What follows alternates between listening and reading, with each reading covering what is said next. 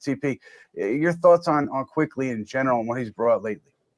Yeah, I mean, you have to love, first off, what he brings on the defensive front. His defensive acumen, his IQ, his anticipation skills.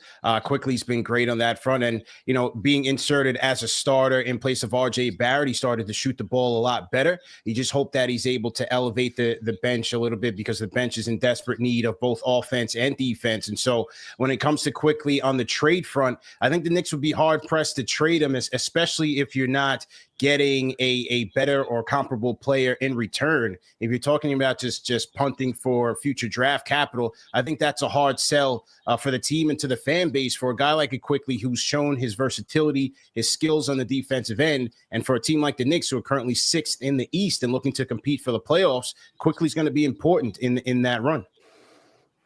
Steve, your thoughts? I mean, I agree with that. I think, first of all, defensively, I think that's sort of the biggest find they've had this year. I thought coming into the year, obviously Brunson was going to be a huge addition. I was wrong. I thought Derrick Rose would, return into health would be a big part of it.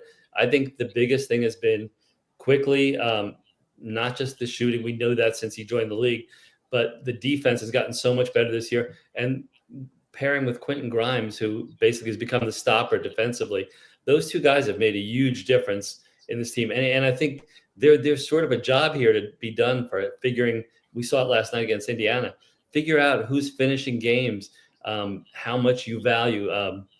Grimes didn't play till the last 1:15 in the fourth quarter.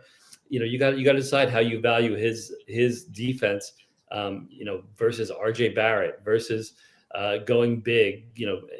I think Tom wants Quickley, Brunson, Barrett, Grimes to be part of this, and he's got to figure out how he's going to use them there. I think that's an interesting challenge for him. Yeah, definitely an interesting challenge, Steve. On the trade front, we had noted earlier that the Knicks had taken some calls, gotten some calls on Immanuel Quickley. That was earlier this season, and obviously the way he's played recently, I'm sure a lot more teams have interest in Quickley now.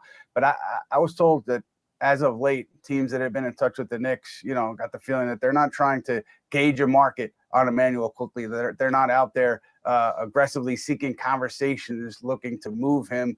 I don't think anyone's untouchable on this roster. Obviously, you guys know that. But in terms of their willingness to listen, I think they were more willing to listen earlier in the season when we talked about it earlier than they are today. I think that tells you a little bit about where they are with Quickley, and they've got that extension potentially this offseason.